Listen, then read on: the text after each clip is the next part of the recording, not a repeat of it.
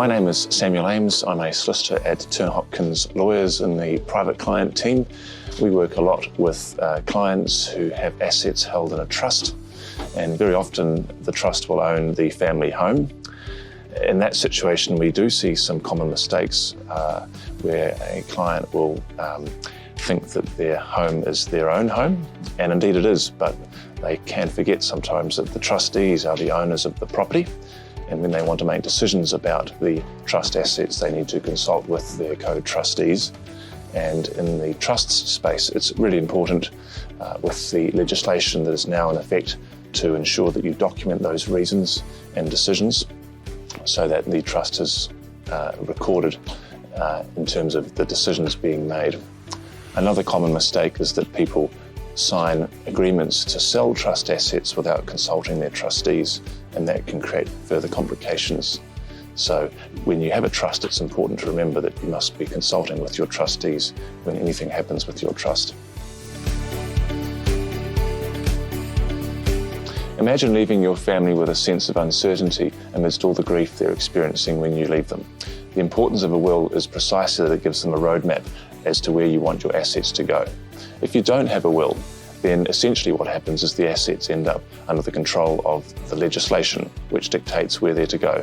And very often, and more often than not, they go precisely where you don't want them to go, in proportions that are not in accordance with what your wishes might have been.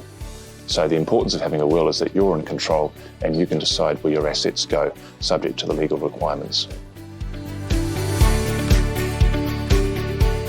If you have a KiwiSaver account and you die without leaving a will, then the process becomes even more complicated.